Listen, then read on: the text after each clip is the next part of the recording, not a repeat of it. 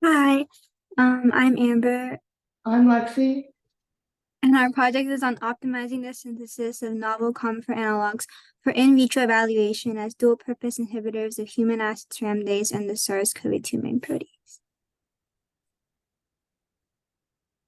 Yeah, so as a brief outline, we'll be going over today. First, we'll be introducing our molecule of interest, Carmofur, and then we'll be going over the project overview, some goals, and then we're going to discuss our analog design and the synthesis of our urethane analogs, isoteres, and how we investigated the mechanism through 19F NMR.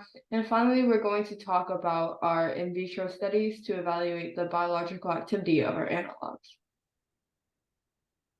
So first, as an introduction to our project, a very important enzyme that we examine is acid ceramidase, which is a marker for cancer cell proliferation in colorectal cancer cells.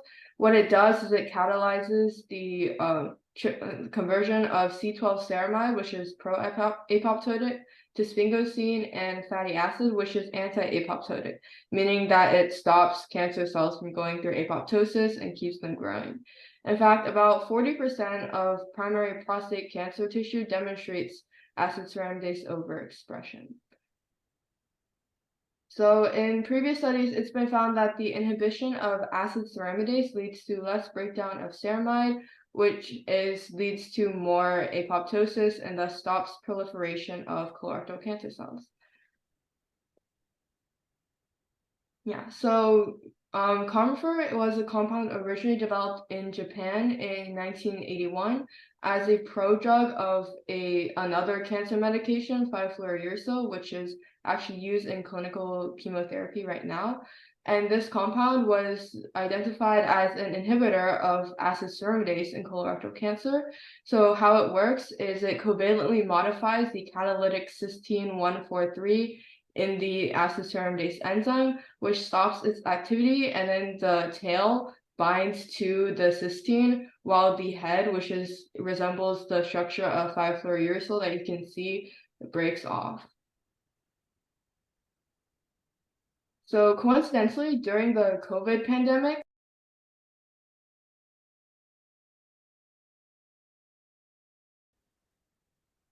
a lot of research groups aim to find treatments to COVID-19 quickly, given the nature of the pandemic.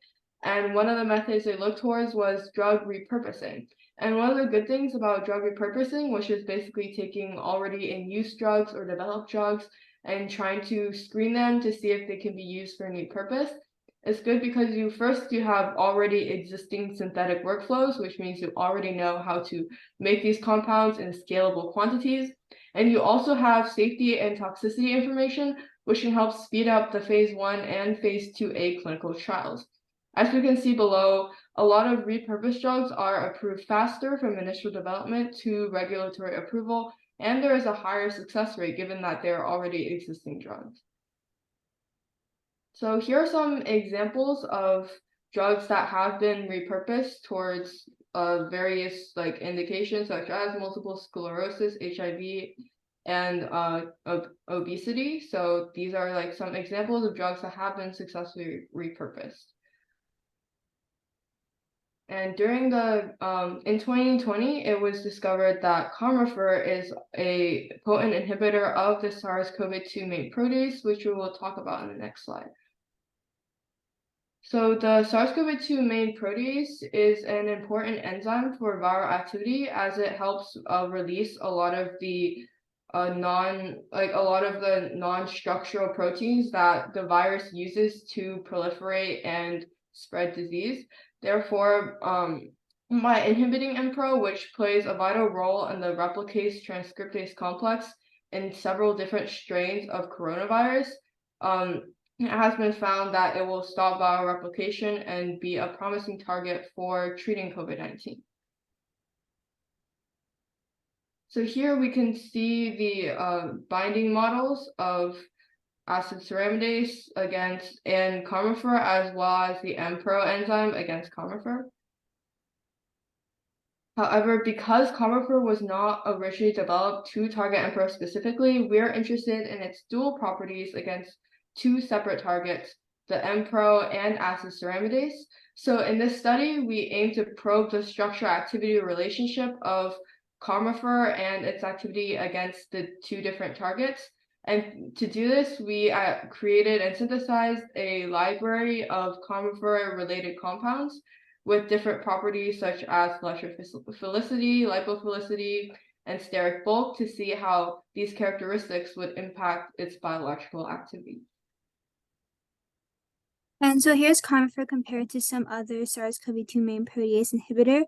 So most of these went through extensive modification, but Carmofur was identified in its unmodified form. So for example, we have Epsilon, which is currently in clinical trials, and two Paxlovid antiviral drugs, which were recently FDA approved. And so the mechanism by which Carmofur inhibits the SARS-CoV-2 main protease is pretty similar to its mechanism against acid ceramidase. So the carbonyl reactive group of Carmofur covalently bond to the catalytic cysteine 145, and then the fatty acid tail occupies the hydrophobic S2 subsite of the enzyme.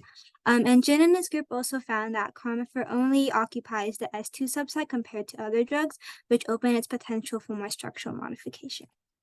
And so in our group, one thing that we used to track reaction optimization and synthesis of Carmofur was by using 19F NMR.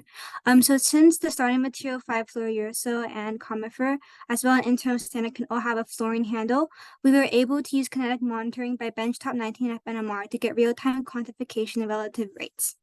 And so the original synthesis of Carmofur was very long, took about 72 hours, and had low yields. However, after optimization with 19F NMR, which previous group members, including Zena, worked on, we were able to increase yield and also decrease reaction time and use NMP instead of pyridine. And so we wondered if we could apply this rapid reaction workflow for the preparation of a library of Carmofur analogs. So we designed 10 novel urethane analogs that probed different things that could potentially have our analogs bind better to the subsite of MPRO, including having more hydrophobic or pi-stack interactions. And 2 analogs of decyl and octadecyl, we especially wanted to see if they could be more potent acid ceramidase inhibitors. And so we designed benzyl and M12 urethane analogs to target the aromatic residues in main protease. So both of these were optimized using fluent NMR, which enabled us to find the best reaction conditions. And then we also docked them against SARS-CoV-2 main protease. And although docking is necessary, binding is necessary, it's not sufficient for interaction. As we also designed a transfer methyl cyclohexylurethane analog that bears the cyclized alkyl chain. So in the original Carmofur, the alkyl chain is linear, but we wondered if we constructed it to a ring form, how this would impact its binding against MPRO. And we also designed a 2-chloroethylurethane analog to incorporate elements of already marketed alkylating anti-neoplastic agents, including glufosamide and ifosfamide. And we predicted that this 2-chloroethylurethane analog would perform well against colorectal cancer cells due to its alkylating properties. And we also designed a dodecyl and octadecyl urethane analog to mimic the lengthy lipophilic ceramides that bind to acid ceramidase. So the C-toph ceramide has a fatty acid tail. So we mimicked this by creating a dodecyl and octadecyl urethane analog. And so here are the 2 analogs. And we also designed methoxyethyl and ethyl isocyanate acetate urethane analogs to probe the impact of varying electron density at the carbonyl. And also the ethyl isocyanate acetate urethane analog looks like glycine, so we thought maybe this would help increase its interactions with the enzymatic subsite. And next we chose to create close-in urethane isoteres of Carmofur by designing analogs of equivalent alkyl length but tunable electrophilicity. So we designed a carbamate analog and an amide analog that has an oxygen and a methylene instead of a nitrogen. We wanted to see the impact of single atom substitution on metabolic stability as well as biological activity against the main protease and acid ceramidase. So here are the 2 synthetic graphs.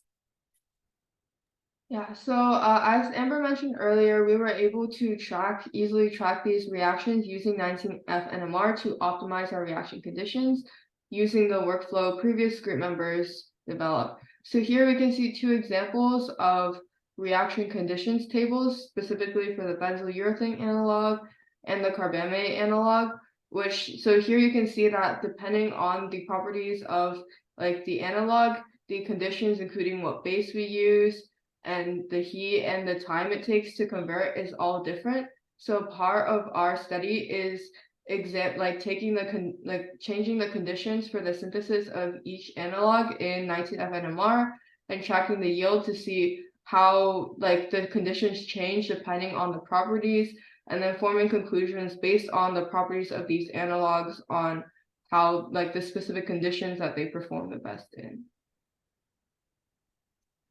And so now we're moving on to in vitro studies. After synthesizing the analogs we designed, we put them together with HCT116, which are colorectal cancer cells, to evaluate their cytotoxicity in vitro.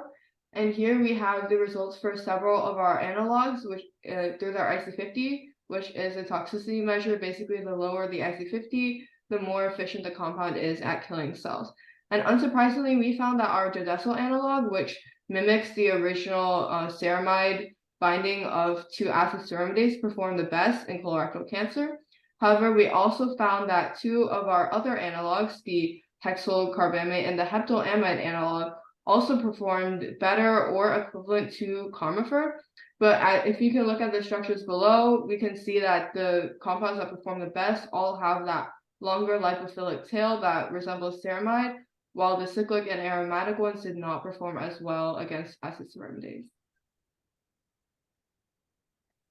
So here are the results we currently have on how our different analogs inhibit the SARS-CoV-2 main protease.